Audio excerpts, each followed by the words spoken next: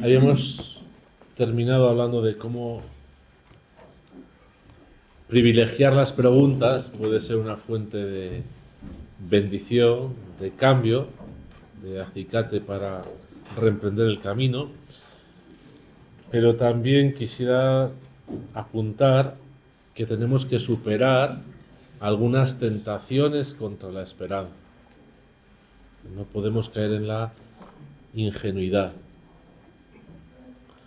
Quien abraza la vida consagrada tiene que aprender a leer el pasado del instituto, el de la iglesia, el suyo propio, como historia de salvación, como lugar ineludible de encuentro con el Señor.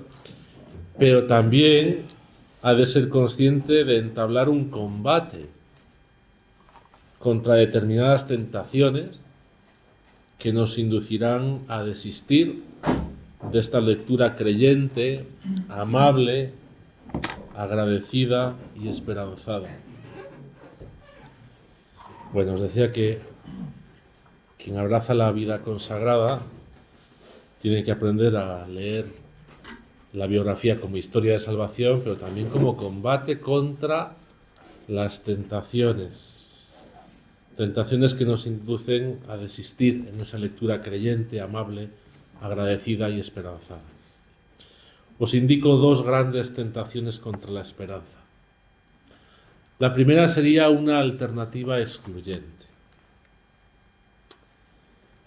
De aquellos quienes dicen no, o bien hay que considerar el pasado como un tesoro que hay que reproducir tal cual, por doquier, independientemente de las circunstancias, un conservadurismo o un restauracionismo espiritual, que en el fondo tiene miedo de la historia y que persigue certezas, no busca a Dios. Yo recuerdo las clases con Secundino, en la subida del Monte Carmelo, nada, ¿qué buscas? ¿Certezas o buscas a Dios? O la otra gran tentación, la de considerar el futuro como campo de experimentación siempre virgen, donde se comienza desde cero, en un progresismo desencarnado, que huye hacia adelante sin comprometerse nunca. Y ambas son expresión de una idolatría siempre posible, que nos encierra en nuestra sola soledad. La otra gran tentación contra la esperanza es el triunfalismo espiritual. Tomo aquí unas reflexiones de Diego Fares, que decía que el triunfalismo, es decir, un cristianismo sin Cristo, sin cruz, y su forma más sutil, la mundanidad espiritual, es muy difícil de discernir. Y si hay un tema particularmente recurrente en la doctrina de Francisco, el Papa, es precisamente esto. En Evangelii Gaudium, con su no a la mundanidad espiritual, Francisco puso, digamos así, las cosas blanco sobre negro. La alternativa será entre una iglesia en movimiento de salida para evangelizar al mundo y una iglesia invadida por la mundanidad espiritual. Cito el número 97 de Evangelii Gaudium. Dice: es una tremenda corrupción con apariencia de bien. Hay que evitarla poniendo a la iglesia en movimiento de salida de sí, de misión centrada en Jesucristo, de entrega a los pobres. Dios nos libre de una iglesia mundana bajo ropajes espirituales o pastorales. Esta mundanidad asfixiante se sana tomándole el gusto al aire puro del Espíritu Santo, que nos libera de estar centrados en nosotros mismos, escondidos en una apariencia religiosa, vacía de Dios. Hasta ahí el Papa Francisco. El triunfalismo espiritual sería esa actitud triunfalista que no siempre es abierta, que la mayor parte de las veces aparece su ángelo lucis, en la opción por nuestros métodos pastorales, pero siempre puede reducirse a la invitación a bajar de la cruz. Es propio de la teología como ciencia usar la abstracción y el discurso racional, pero es triunfalismo pretender que las conclusiones de una determinada teología coincidan con la verdad revelada de manera excluyente y que se deban imponer a todos.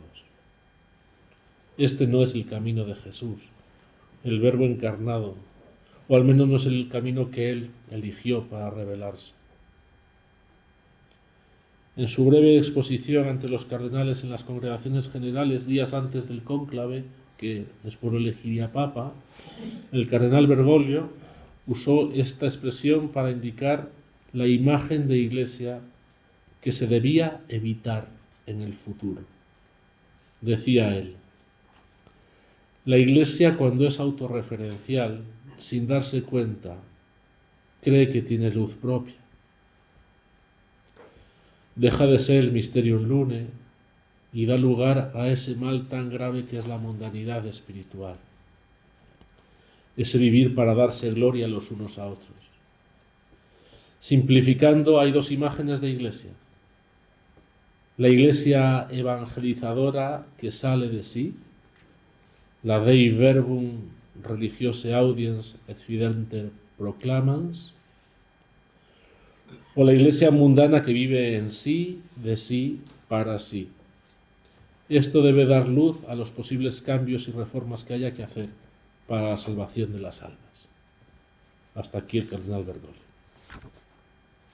Bien, quedan anotadas esas dos tentaciones para que no sucumbamos, ni la alternativa excluyente entre el pasado y el futuro, ni el triunfalismo espiritual. El tercer punto que os proponía es recuperar ese vivir centrados, ese vivir más de cerca. Os sonará, espero, que no me haya confundido yo. Bajo la guía del Espíritu Santo queremos seguir a Cristo más de cerca con el propósito de entregarnos en alma y cuerpo a solo Dios, amado sobre todas las cosas. ¿Cuáles han sido algunos acentos magisteriales, algunos hitos, por así decir, en el camino de los últimos 30 años? En 1990 se nos ofreció a los consagrados una instrucción sobre la formación, Votissimum Institutionem, porque tras un par de décadas de experimentaciones en el campo formativo se consideraba necesario ofrecer criterios fundados. La instrucción sobre la vida fraterna en comunidad, del año 94, abordó el tema de la vida comunitaria en tiempos de individualismo y nuevas formas de vida en común. La década de los 90 se cerró con la exhortación apostólica Vita Consecrata del 96, en la que Juan Pablo II nos recordó que la vida consagrada es ante todo confessio trinitatis, consagración, signum fraternitatis, comunión, y servicium caritatis, misión. Esta exhortación, de hecho, constituye todavía hoy la carta magna del Magisterio Pontificio sobre la vida consagrada. Y el siglo XXI se abrió con la instrucción Caminar desde Cristo, un renovado compromiso de la vida consagrada en el tercer milenio del año 2002. El seguimiento de Cristo es el corazón de la vida consagrada. Volver los ojos a Jesús es lo único que puede renovar en profundidad esta forma de vida. Los muchos cambios producidos en la forma de entender la libertad personal y la necesidad de reinterpretar el sentido de la obediencia dieron lugar en el año 2008 a la instrucción El servicio de la autoridad y la obediencia, en la que se pone de relieve que el objeto de la vida consagrada es ante todo la búsqueda de Dios y el cumplimiento de su voluntad. Con la celebración del año de la vida consagrada, del año 14 al año 16, Francisco nos invitó a mirar al pasado con gratitud, a vivir el presente con pasión y a abrazar el futuro con esperanza. Y la CICSVA, por su parte, nos invitó y nos envió a todos los consagrados 4 cartas circulares. La primera la había mencionado antes, alegraos, hubo una segunda, escrutad, una tercera, contemplad, y una cuarta, anunciad. Todas ellas nos animaban a vivir el don de la vida consagrada con alegría, a discernir los signos de Dios en nuestro tiempo, a contemplar las huellas de la belleza de Dios en el mundo y a ser testigos del Evangelio entre la gente. Tras un dilatado proceso de elaboración, el año 2015, Publicó también la instrucción Identidad y misión del religioso hermano en la Iglesia, en la que se profundiza en la identidad laical de la vida consagrada. A comienzos de 2017, la CISBA distribuyó el documento Para Vino Nuevo, Odres Nuevos, en el que se abordaba algunos de los retos aún abiertos tras el Concilio Vaticano II. Reciprocidad hombre-mujer, servicio de autoridad, modelos relacionales, modelos formativos, formación de los formadores, reciprocidad y procesos multiculturales, capítulos y consejos, etc. Un año después, en 2018, se publicaba el documento Economía al servicio del carisma y de la misión. En 2020 se abordaba el tema de las salidas en otro documento extenso titulado El don de la fidelidad, la alegría de la perseverancia. Y por su parte, tanto Juan Pablo II como Benedicto XVI y Francisco han dedicado mucha atención a la vida consagrada, sobre todo en los mensajes anuales con motivo de la Jornada Mundial de la Vida Consagrada. Se le añaden las alocuciones a los diferentes capítulos y asambleas generales, así como encuentros con los consagrados y consagradas de diversos países en sus numerosos viajes pastorales. Resulta imposible hacer una síntesis de este rico magisterio, pero podemos marcar algunos acentos que guardan relación con las encrucijadas que antes he descrito. Por ceñirme al magisterio más reciente del Papa Francisco, ahí tendríamos ese recorrido. Frente a la tentación de hacer un balance negativo de la renovación posconciliar de la vida consagrada, como el que han hecho algunos obispos y fieles en los últimos años, la Iglesia, al menos en sus instancias magisteriales más autorizadas, nos invita a no caer en la tentación del pesimismo o de la simple supervivencia. Lo decía explícitamente el Papa Francisco en su homilía de la Jornada de la Vida Consagrada del año 2019. Cito: la vida consagrada no es supervivencia, no es prepararse para el ars bene moriendi. ¿Es la tentación de hoy ante la disminución de las vocaciones? No, no es supervivencia, es vida nueva. Pero somos pocos, es vida nueva. Es un encuentro vivo con el Señor en su pueblo. Es llamada a la obediencia fiel de cada día y a las sorpresas inéditas del Espíritu. Es visión de lo que importa abrazar para tener la alegría, Jesús. Y para vivir con serenidad estos tiempos cambiantes se requiere también de la paciencia, que es un modo divino de ver la realidad. Decía Francisco también a este respecto: la paciencia nos ayuda a mirarnos a nosotros mismos, a nuestras comunidades y al mundo con misericordia. Podemos preguntarnos: ¿acogemos la paciencia del Espíritu en nuestra vida? En nuestras comunidades, ¿nos cargamos los unos a los otros sobre los hombros y mostramos la alegría de la vida fraterna? Y hacia el mundo, ¿realizamos nuestro servicio con paciencia o juzgamos con dureza? Son retos para nuestra vida consagrada, dice el Papa. Nosotros no podemos quedarnos en la nostalgia del pasado, ni limitarnos a repetir lo mismo de siempre, ni en las quejas de cada día. Necesitamos la paciencia valiente de caminar, de explorar nuevos caminos, de buscar lo que el Espíritu Santo nos sugiere. Y esto se hace con humildad, con sencillez, sin mucha propaganda y sin gran publicidad. La paciencia puede ser una de las grandes contribuciones de las personas consagradas ancianas en estos momentos de impaciente aceleración, porque con ella aprendemos a discernir lo esencial de lo accesorio, a sentir compasión hacia las personas heridas y a mantener un sabio sentido del humor. Además, hay otros acentos que están muy ligados al caminar de la Iglesia en estos años y que compartimos con todos los cristianos. El primero que ahí tenéis es ser testigos y mensajeros de la alegría del Evangelio. En misión compartida con los pastores y los laicos, eso nos decía el Evangelii Gaudium, en un mundo marcado por la tristeza y el sinsentido y el consumismo. En un momento de crisis como el presente, la alegría es quizás el mensaje más contracultural, porque pone de relieve que el fundamento de nuestra vida no es el éxito, sino la experiencia de Dios. o la llamada a vivir la vocación universal a la santidad. ¿Recordáis? Gaudete et exultate. El espíritu de las bienaventuranzas. Y de esta forma convertirnos en los santos de la puerta de al lado. La urgencia de ser de manera activa cuidadores de la casa común. Laudato si. Apostando por una ecología integral que dé a nuestro voto de pobreza un significado cósmico y nos ayude a vivir un estilo de vida sobrio y sostenible.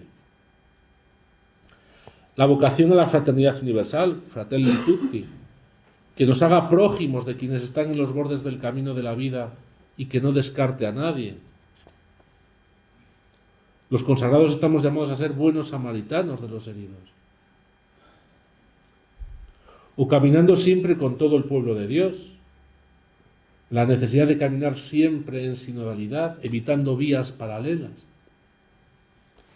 La Iglesia invita a la vida consagrada a tomar en serio la corresponsabilidad en la vida eclesial y las consecuencias prácticas de la misión compartida,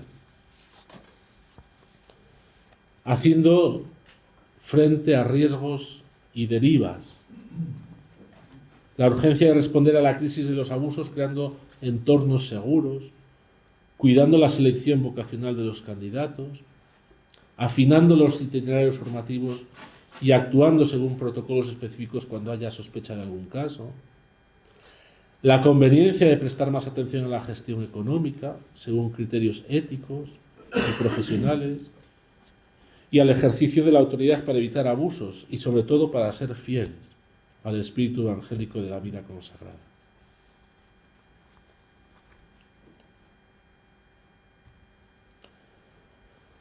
Os decía antes que para esto quizá nos sirva el cultivo de 4 cercanías. Para ello me inspiro en un mensaje que ya Bergoglio, pero después el Papa Francisco ha hecho sobre todo a los sacerdotes con motivo de las misas crismales de algunos años. Yo los he acomodado un poco, ¿no? Son lo que el Papa piensa para los sacerdotes, he acomodado algunas de esas cercanías a nuestra vida religiosa. Él habla de cómo ganaríamos profundamente en adelantaríamos mucho en este camino si fuéramos capaces de cultivar bien, de forma decidida, estas 4 cercanías. La primera, la cercanía a Dios. O sea, el cultivo de la intimidad y de la amistad con Dios. Entrar en su lógica, en sus entrañas, en su corazón. Segundo lugar, la cercanía a la Iglesia, es decir, escuchar y discernir mediante relaciones y vínculos. Seguramente todos recordemos aquella sentencia, unus Christianus, nullus Christianus.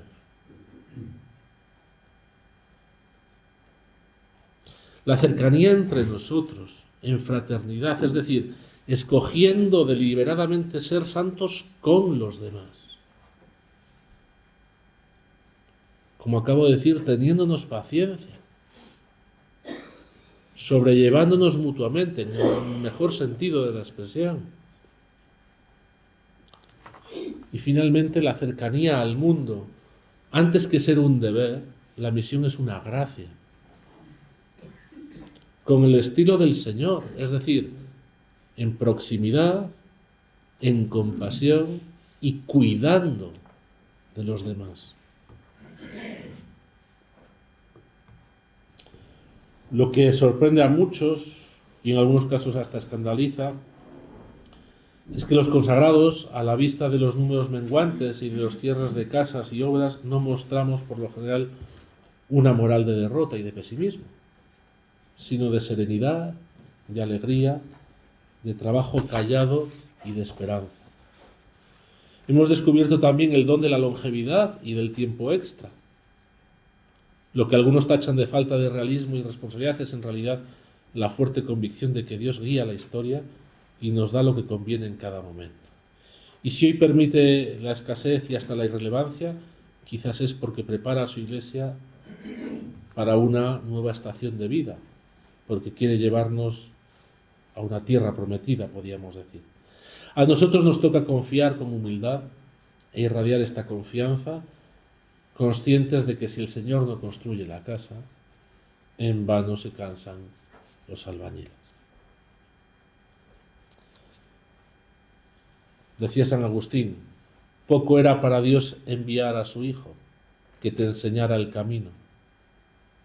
Al mismo Hijo lo hizo camino, para que caminaras guiado por Él y caminaras a sí mismo en Él.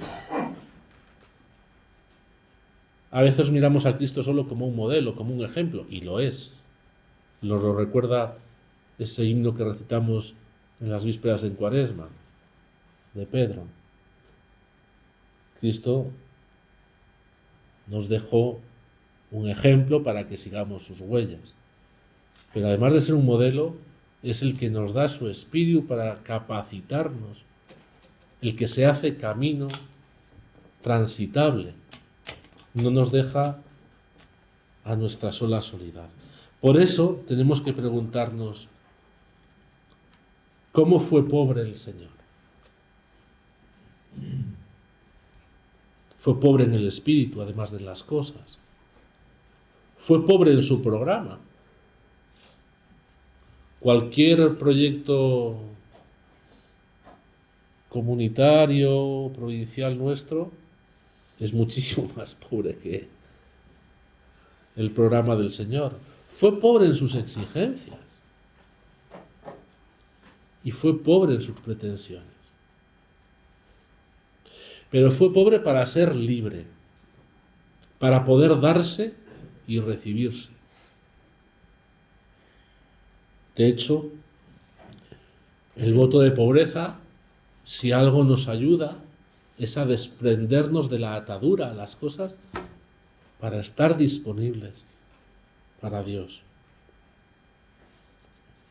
¿Cómo fue puro el Señor?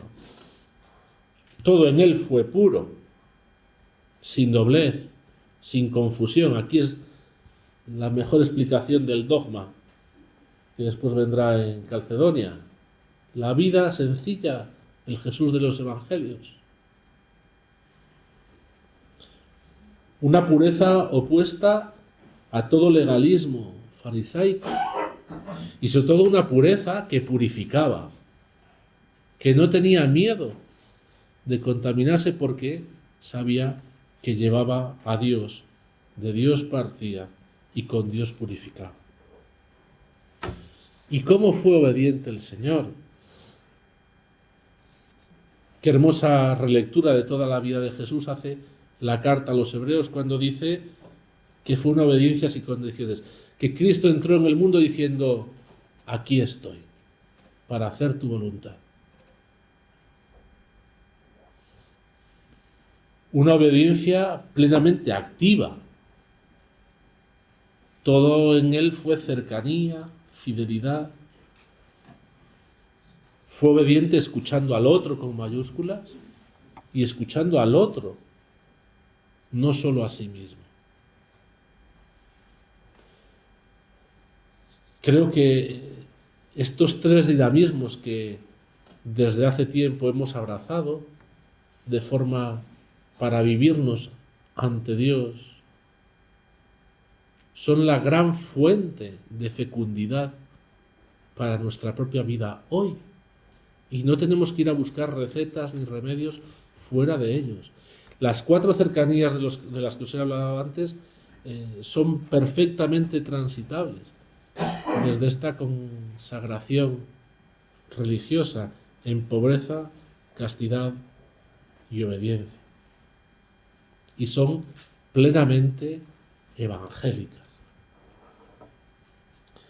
La íntima conexión entre las tres dimensiones esenciales de la existencia cristiana, las virtudes y la profesión de los consejos evangélicos, creo que se dan muy bien, que van de la mano. No son relaciones excluyentes, no. Pero para que me entendáis, yo creo que la esperanza que abraza la pobreza para vivir la profecía con audacia nos puede ayudar perfectamente a afrontar nuestros tiempos. En primer lugar, la pobreza es una llamada a la esperanza, yo creo. Esperanza de poder y de querer buscar al Dios que se deja encontrar. Como tantas veces expresamos con el Salmo, oigo en mi corazón, buscad mi rostro. Tu rostro buscaré, Señor, no me escondas tu rostro. Y en concreto la vida de especial consagración es testimonio para el mundo de toda una veta de búsqueda de Dios. ¿Recordáis lo que nos decía aquel año el Papa Benedicto XVI? Por vocación sois buscadores de Dios. A esta búsqueda consagráis las mejores energías de vuestra vida.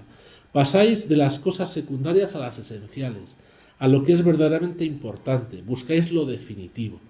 Buscáis a Dios. Mantenéis la mirada dirigida hacia Él. Sed siempre buscadores y testigos apasionados de Dios, nos decía. Se trata de trascender las circunstancias de la vida sin huir de ellas, en esperanza, para buscar lo que permanece, lo definitivo, los signos escatológicos de su presencia en nuestro mundo. Y la búsqueda apasionada de Dios nos invita continuamente a introducirnos en ese diálogo existencial que va tejiendo nuestra biografía, desde la pobreza de lo que somos hacia la riqueza siempre por descubrir que es Dios mismo. En última instancia, diría San Agustín, aun cuando lo hayamos encontrado, Dios siempre seguirá siendo el buscado. Buscad siempre su rostro. Que el encontrar no implique el final de la búsqueda, que es característica del amor, sino que el amor creciente aumente también la búsqueda del que ha sido encontrado. Tenemos que ser conscientes de que el ayornamiento que significó el Concilio Vaticano II fue asumido en la vida de la Iglesia en un momento en el que dentro de ella había una fuerte vitalidad, en calidad y en cantidad. Hoy, por el contrario, asistimos a este periodo de necesaria reforma y de nueva evangelización en un momento de gran debilidad de fuerzas. Precisamente en esta situación en la que vivimos hay que ser audaces para optar por las realidades que son absolutamente esenciales y necesarias para nuestra misión y abandonar otras que hemos ido adquiriendo a lo largo de los años de manera subsidiaria, secundaria y que ya no tenemos la capacidad para poder mantener y desarrollar. Puede que esto nos duela o que nos cause perplejidad porque nos parece que es una pérdida de poder y de relevancia, pero quizás sea el paso necesario para lograr una iglesia más apostólica y misionera. Por eso la obediencia es una llamada también a la fe. Una de las características de nuestro tiempo es la preocupación exagerada por la propia autonomía, que conduce inevitablemente al aislamiento estéril, a la incapacidad para vivirnos como comunidad humana. Y esto que repercute en la sociedad en su conjunto afecta también a la conciencia creyente y consagrada. Frente a ello, la obediencia, como dinamismo evangélico, puede ayudarnos a cultivar la fe como confianza radical en Dios, confianza en su providencia y en su voluntad, evitando así la ingenua tentación de aspirar a una vida lograda de espaldas a Dios o a lomos de un egoísmo destructor. Si lo miramos desde Jesús, el modo obediente de vivir la filiación divina destaca por la inmensa libertad en que se despliega. Estamos llamados a adherirnos al Evangelio desde la fe para integrar el camino liberador de Jesús. Es el camino del consentimiento en el Espíritu, por el que vamos aprendiendo del Padre los tiempos y los modos en que se ha de buscar y actuar. Por decirlo con Evangelii Gaudium, es saber con certeza que quien se ofrece y se entrega a Dios por amor, seguramente será fecundo. Tal fecundidad es muchas veces invisible, inaferrable, no puede ser contabilizada, pero uno sabe bien que su vida dará frutos, sin pretender saber cómo, ni dónde, ni cuándo. Yo me pregunto, a fin de cuentas, ¿quién hubiera presentido que la obediencia hasta la cruz fuera a representar el culmen de la misión de Jesús, fuera a representar su mayor fuente de fecundidad? Y sin embargo, en toda su paradoja, ese consentimiento en fe del Hijo revelaba por entero el amor del Padre, que ofrecía cuanto podía darnos, el Hijo de sus entrañas, al mismo tiempo que nos abría de una vez para siempre las fuentes de la salvación. Necesitamos volver una y otra vez a la cima del Calvario para descubrir en ella el paradigma de nuestra vocación. Para ello, transitando también los caminos de la gratitud, no del heroísmo.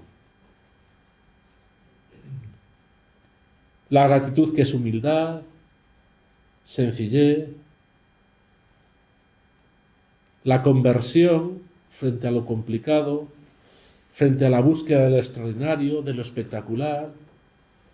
La gratitud como el reconocimiento del don, de la acogida, como agradecimiento y compromiso, dar gratis lo que gratis hemos recibido.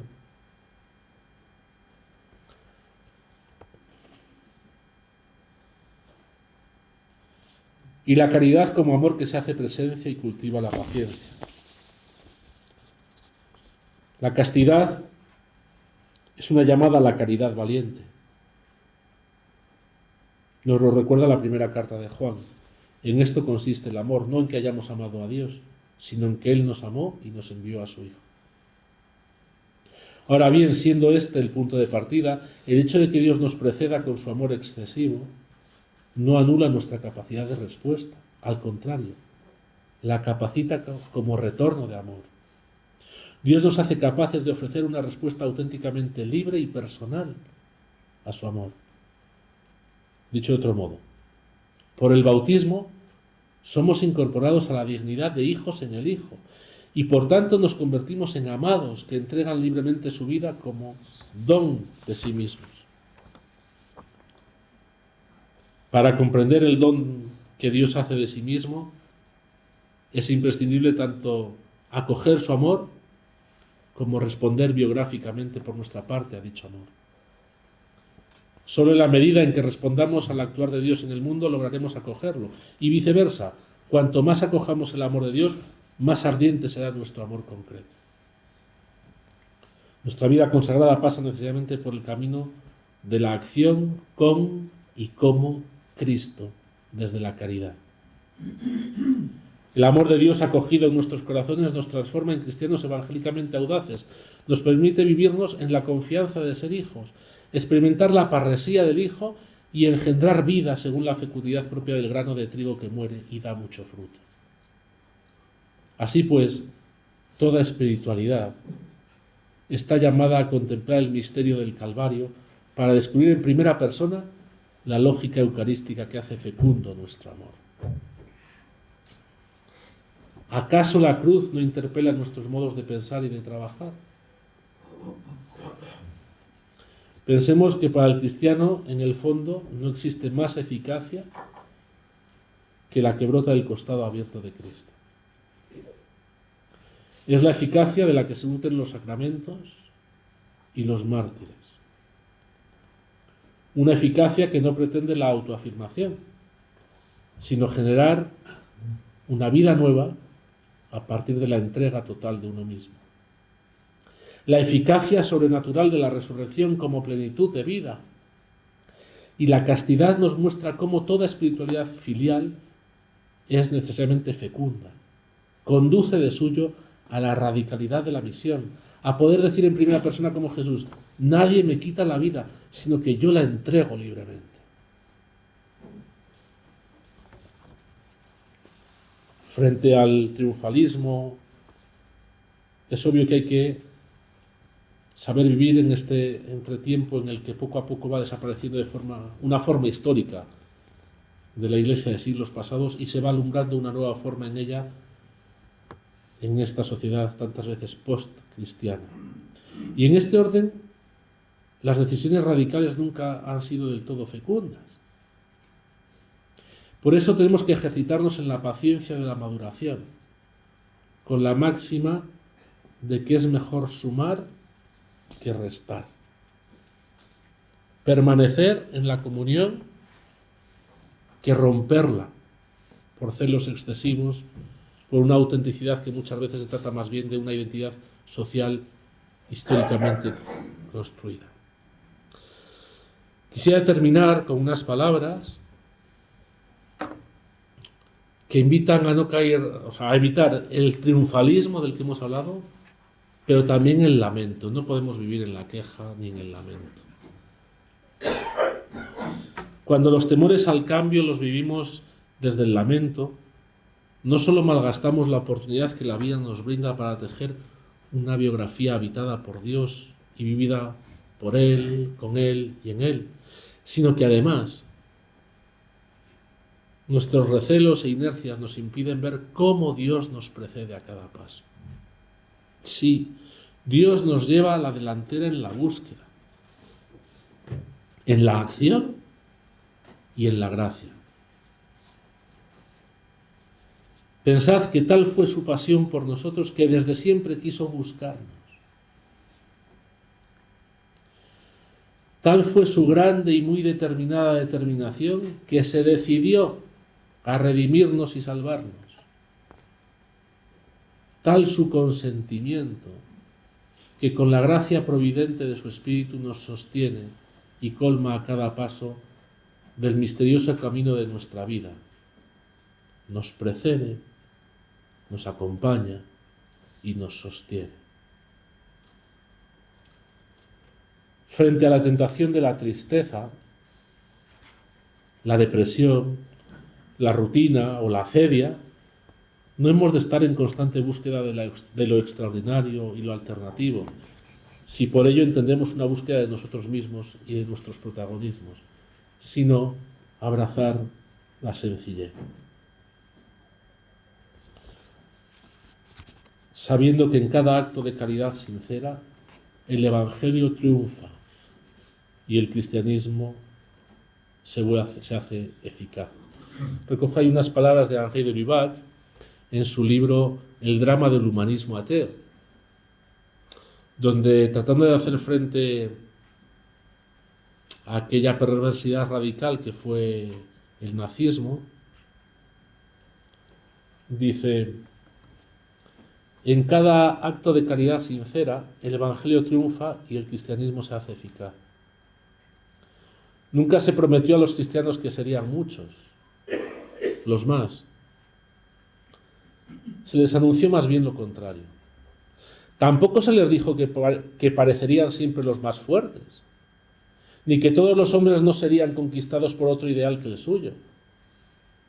Pero en todo caso, el cristianismo no tendrá nunca eficacia real, ni existencia real, ni hará conquistas reales, más que por la fuerza del espíritu propio de él, por la fuerza de la caridad.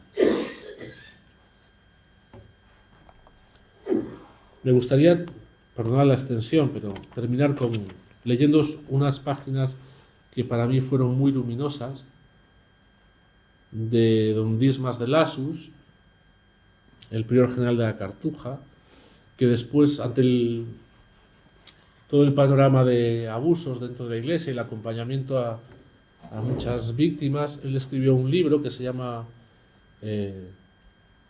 Riesgos y derivas de la vida religiosa, ¿no? Y donde él hace un balance y una lectura sapiencial de todo esto. Y se pregunta en un momento dónde encontramos algunos indicadores o algunos porqués de estas derivas, de aquellas comunidades o aquellos institutos que han pervertido su vocación y que han terminado generando abusos espirituales, abusos de poder, abusos de conciencia y abusos sexuales. Y dice él: quien buscara las diferencias entre las comunidades normales y las que tienen la tendencia a la deriva, casi no encontraría diferencias notables por el lado de la virtud o de la generosidad de los religiosos. Por el contrario, observaría frecuentemente entre las últimas un pronunciado gusto por lo extraordinario, demasiado característico de la sociedad contemporánea. Jesús de Nazaret nos llama por otro camino. la evangelización de la vida humana en todo su espesor, la penetración de Dios en lo cotidiano, que le hizo decir a Paul Verlaine: la vida humilde en los trabajos aburridos y fáciles es una obra de elección que requiere mucho amor. Jesús practicó esta obra de elección durante 30 de sus 33 años sobre la tierra. Y es allí donde la mayor parte de quienes lo aman lo encuentran. La vida conyugal y la vida religiosa nos comprometen en un camino de fidelidad a largo plazo. Fidelidad que pasará por el cumplimiento de tareas modestas, por la participación en una liturgia en la que no sucede nada extraordinario. Somos hombres y mujeres del largo plazo. Sobre todo somos discípulos de aquel Cristo que renunció a la gloria que le correspondía y que rechazó con firmeza las tentaciones del seductor, las del poder visible y lo sensacional. Releer las tentaciones propias de las derivas a la luz de las de Jesús en el desierto da mucho para reflexionar. Él podía cambiar las piedras en panes, habría podido vivir como un pachá en el desierto.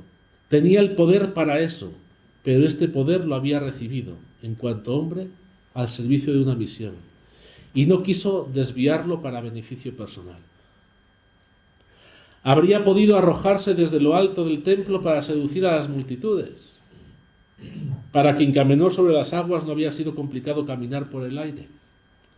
Sin embargo, no quiso imponerse a las multitudes por un prestigio superficial. Los adeptos así obtenidos habrían sido semejantes al grano sembrado en terreno pedregoso, que se seca aún más rápido de lo que crece. ¿Qué le sugiere el demonio entonces sino ganar una muchedumbre a bajo costo? En cuanto a la tentación de poder, conseguida al precio de la sumisión al príncipe del orgullo y de la mentira, ¿no es lo que encontramos en la cultura de la mentira y de la pretensión de superioridad? La contemplación de la vida de Cristo conduce por la misma dirección, aplicando a la vida cotidiana lo que Jesús mostró en el desierto. 30 años de vida en Nazaret sin que los nazarenos observaran nada. Eso quiere decir que Jesús nunca hizo nada extraordinario. Habría podido con una sola palabra hacer la limpieza de la casa o escuadrar las vigas para San José. Lo demostró en Caná. Habría podido aducir para esto el servicio que debía realizar para sus padres. Había venido para una misión más alta, entrar en nuestra vida tal cual es, hasta el final, con sus dimensiones de sudor, cansancio y paciencia. A lo largo de su vida pública repite con regularidad a los beneficiarios de los milagros que no hablen de ello, para que estos milagros no sean malinterpretados. Son todos signos de esa realidad más alta, la salvación de Dios que vino al mundo. A lo largo de su vida pública no tendrá dónde recostar su cabeza, aunque podría haber tenido una multitud de adeptos que lo habrían adulado. Ahora bien, cuando la muchedumbre entusiasta quiere hacerlo rey, él se retira solo a la montaña. Y el día siguiente, cuando lo buscan porque les había dado pan, les dice sin vueltas que no habían comprendido nada. Cuando les haya expuesto el sentido del milagro, este sentido demasiado elevado escapa a quienes querían un pan terrestre y la mayoría lo abandona. Habría podido retenerlos, algunas palabras o concesiones a su modo de ver habrían bastado. Él había venido para la verdad, aunque fuera demasiado alta para sus oyentes. Él no podía rebajar el don del Padre para conservar una popularidad engañosa.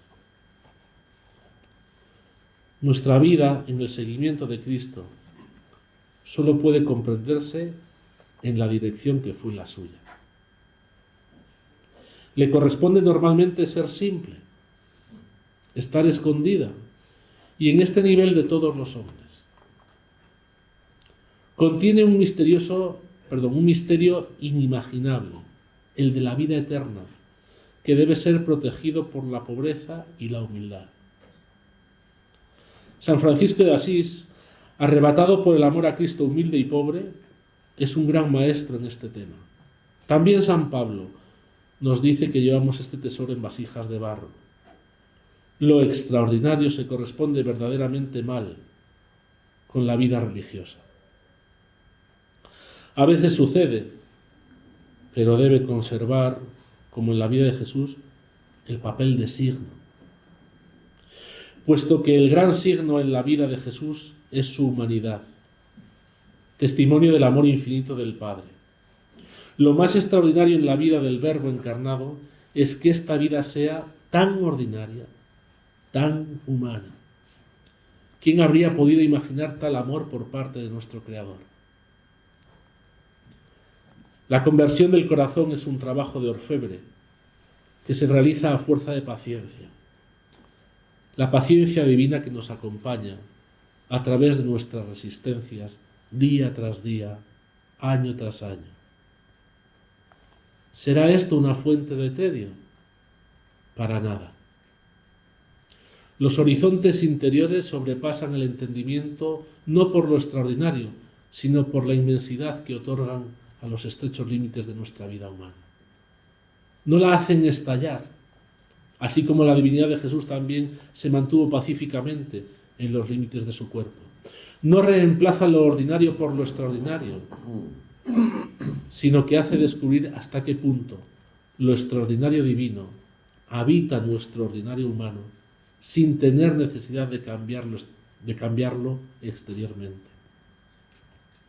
El estruendo de la grandeza humana oscurece esta mirada. Y el buscador de Dios generalmente hace suyo el dicho: para vivir felices, vivamos escondidos. Porque habéis muerto y vuestra vida está con Cristo escondida en Dios, dice San Pablo, con mayor profundidad. Esa es su grandeza, una grandeza de todos los instantes, que una fe viva puede percibir en cada encuentro, en cada acción y también en cada silencio. El amor secreto vivido en el fondo del corazón por el alma enamorada de Dios deja muy atrás todo lo brillante del mundo.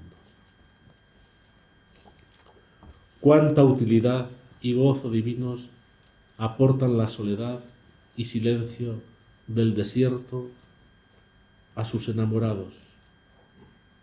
Solo lo saben quienes lo han saboreado. Aquí los hombres ardientes pueden, siempre que lo deseen, entrar y permanecer en su interior, hacer germinar vigorosamente las virtudes y alimentarse con fruición de sus frutos.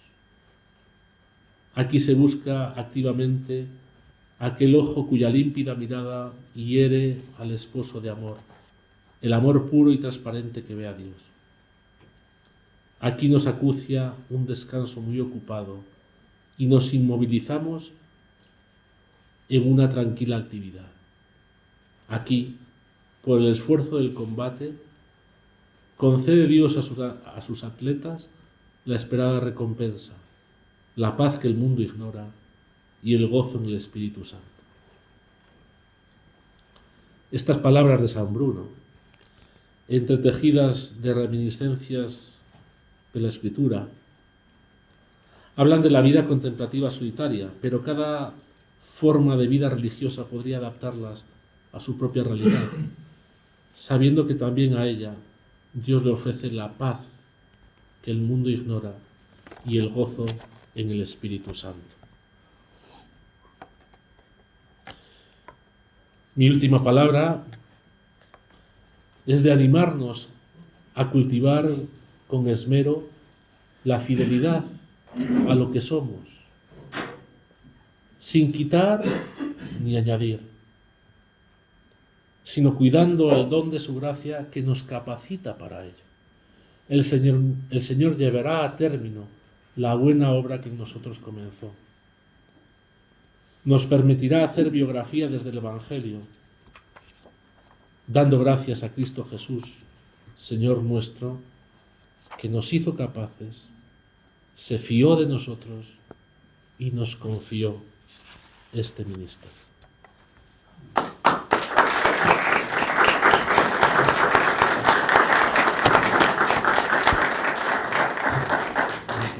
Por alguno que ya me ha preguntado, la bibliografía es muy sencilla. Ahí la tenéis. para que veáis que está a vuestro alcance. 3 pliegos de vida nueva. Uno superior de mi comunidad, padre Gonzalo Fernández Sanz, enterradores o parteros, reflexiones sobre la vida consagrada ahora. Otro, al que he mencionado, el de Pascual Chávez, la vida consagrada, memoria y profecía. Y otro era más para el sacerdocio, pero que tiene que ver con nuestra vida, el ministerio presbiteral en la encrucijada, del profesor Ángel Cordovilla Pérez. Después un libro muy recomendable de Diego Fares, en el que me he inspirado para alguna parte, se llama Formar el corazón en esperanza, propuestas para la formación de sacerdotes y consagrados. El que os he mencionado del prior mayor de la Cartuja, riesgos y derivas de la vida religiosa. El de Rino Cozza, volver a las preguntas, la vida consagrada y su futuro. Y las 4 cercanías de Francisco, herramientas para el ministerio y la misión.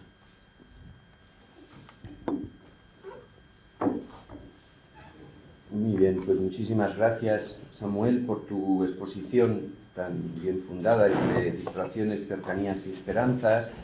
Nos has hecho mirar nuestra realidad. Yo creo que nos hemos sentido muy identificados con cosas que ibas diciendo. Y sobre todo, en tus palabras también hemos descubierto intuiciones y deseos que están en nuestro corazón.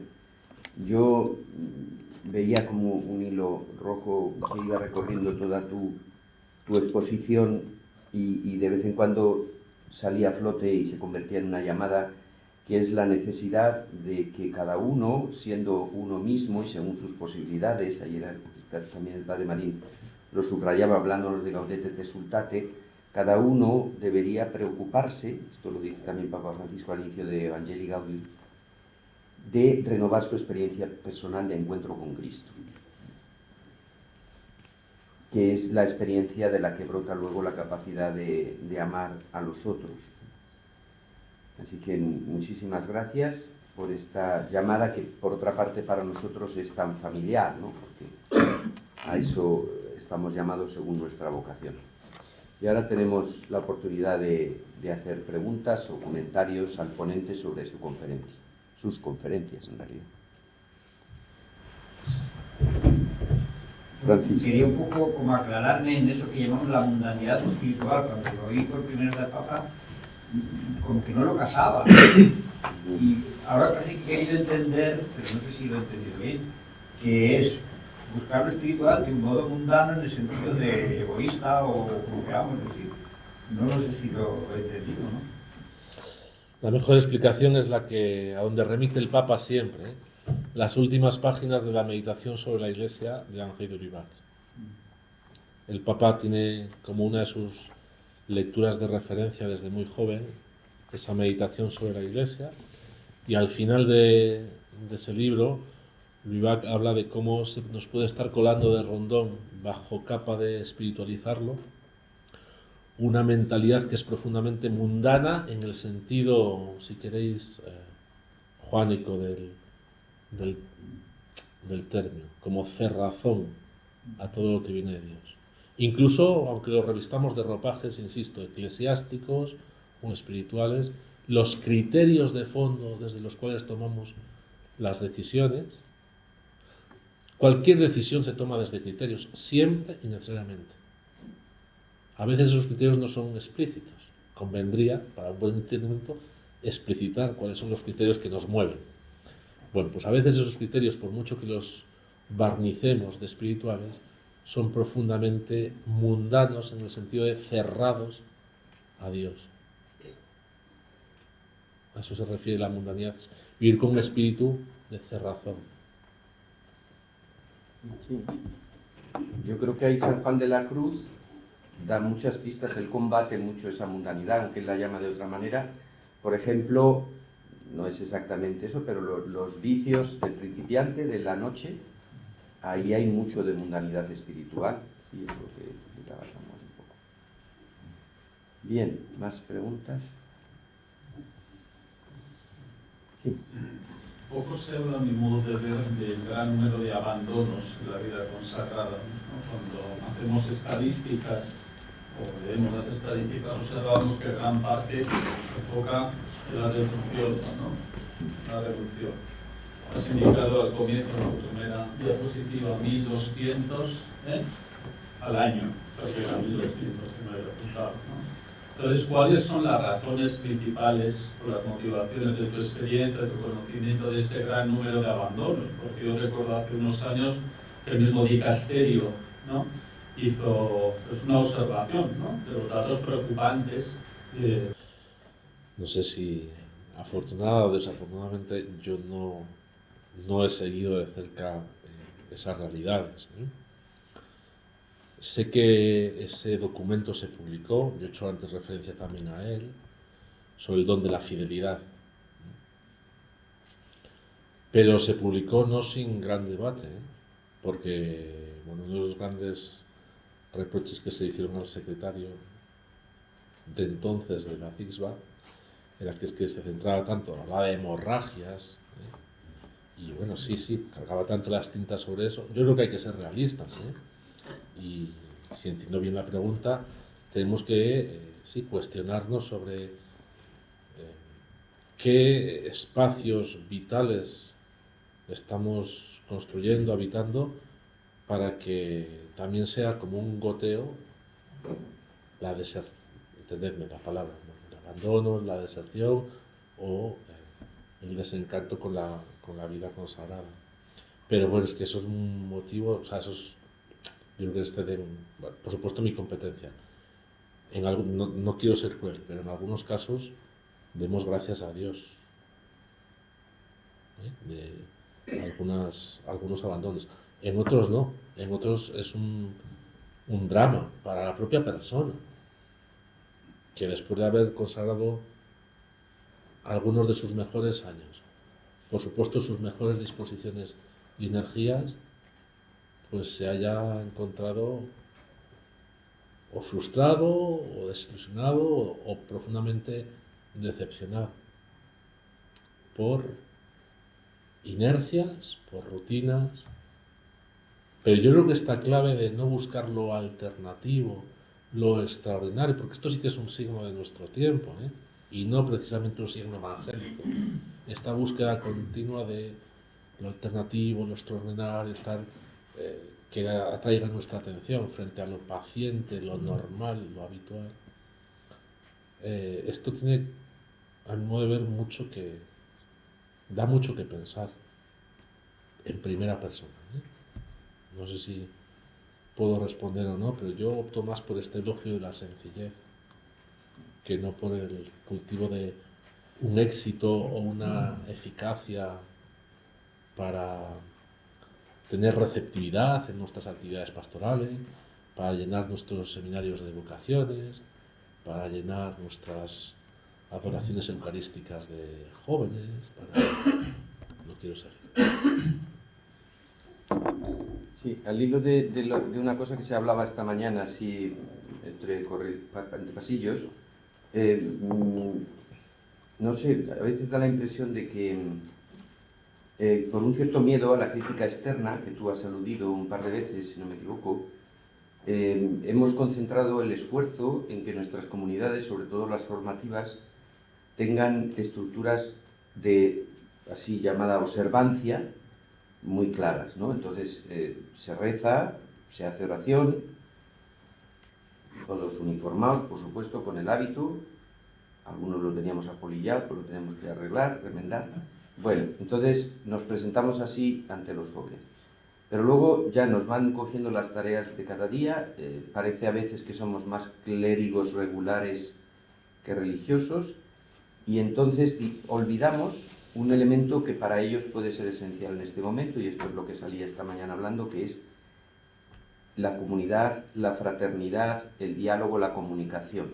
Porque ellos vienen de un mundo que promueve la incomunicación, el aislamiento. No sé si tú has hecho alguna reflexión sobre este tema, pero a mí me da a veces esa impresión. Sí, a ver, yo diría sobre las comunidades formativas, yo creo que a mi modo de ver, el objetivo fundamental donde se tienen que concentrar las etapas de la formación inicial es en armarnos de herramientas, de instrumentos internos de nada nos serviría un extrinsecismo en la formación. Por supuesto que la formación tiene que ayudarnos, y creo que todos esos medios, disciplinares si queréis, reglados, tienen que ayudarnos a un hábito interno. Pero sobre todo la labor del formador, en este caso yo creo que es ayudar al candidato a que se vea armado teologalmente y religiosamente para cuando ya no esté en la comunidad formativa. Porque todos hemos tenido experiencia de ello. El golpe nos lo vamos a dar. Pero no es lo mismo que ese golpe, el choque, la decepción, la desilusión, hasta la acedia, todos los grados que queráis. La cuestión es si yo interiormente me he sentido armado, tengo los medios, por supuesto el acompañamiento y de personas cercanas que me ayuden, pero si interiormente no me han cargado la cabeza de ideas, sino me han dado psicológica y sobre todo religiosamente las armas para salir adelante. Eso es muy distinto que una formación estándar donde después de tantos años toca la perpetua, los votos la solemne y después el diaconado y después el tal. Pues hoy eso no. Y después, yo sí que creo en esa capacidad sencilla y diaria de la comunicación. Mirad, yo estoy harto de escuchar que, claro, que es que las generaciones mayores no han sido formadas en expresar sus sentimientos y compartir. Yo he vivido en muchas comunidades, bueno, no sé si en muchas, pero en muy diversas comunidades y nunca he tenido problemas, de verdad, y menos con las personas mayores, en sentarnos a compartir una oración y a compartir qué siento yo en esa oración y a veces, o sea, es más formativo escuchar cómo se vive tu hermano ante Dios que dejar de hacerte problemas e ideas sobre él, etcétera, etcétera. Entonces, esa capacidad de comunicación que nos obliga a buscar presencias, tiempos, horarios, yo creo que nos ayuda a medio y largo plazo, por supuesto, a cultivar la fidelidad.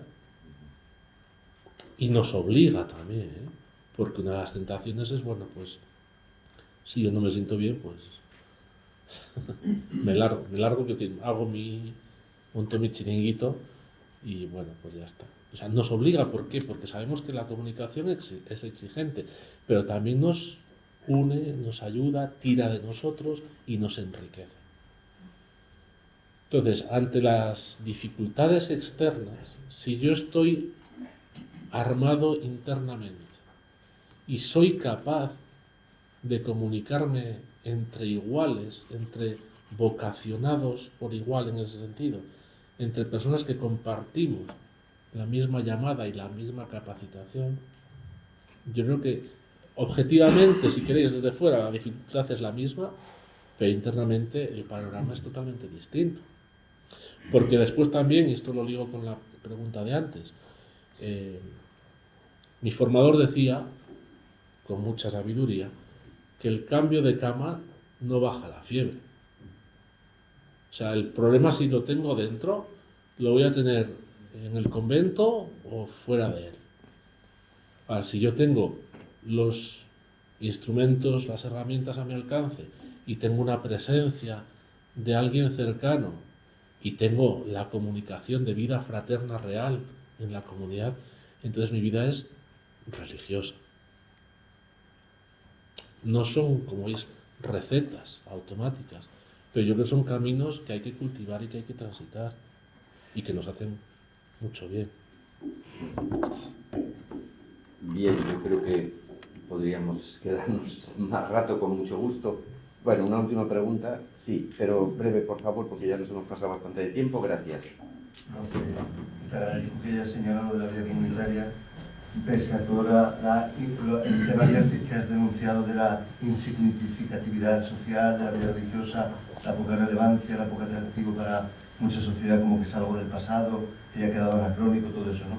Y en la evaluación hacías una mención de la vida comunitaria como que no es atrayente y tal, pero en otro momento, más adelante de la charla, has dicho algo muy positivo de la vida comunitaria, como que era lo que realmente más nos configuraba y lo que hacía construir comunidades fraternas donde vivir la alegría. Y eso era como un motivo como de atracción o de profecía para el mundo de hoy tan individualista, ¿no? Entonces, ahora que lo ha dicho el padre Emilio, se lo agradezco porque es verdad, o sea, más allá de las formas, de la estructura, de la disciplina que se puedan plantear en las comunidades formativas, creo que lo que puede salvar nuestra vida religiosa para el futuro, lo que puede dinamizarla, lo que puede hacerla atractiva para un mundo individualista fragmentado, solitario, sin comunicación, metido en las redes, tal, creo que es profundamente la comunicación sincera en la vida comunitaria. Bueno, una última pregunta, sí, pero por favor, esta sí, la última es muy breve, sí. Bueno, yo te felicito por la conferencia, me ha gustado mucho, pero sobre todo por los 20 últimos minutos, porque has hecho la mejor descripción que he oído de la experiencia, de la vida y del pensamiento de Teresa de Lisieux. Celebramos este año el centenario de su canonización. Es una descripción maravillosa, la pienso utilizar. Muy bien, pues muchísimas gracias, Samuel. Sí, es verdad que sí.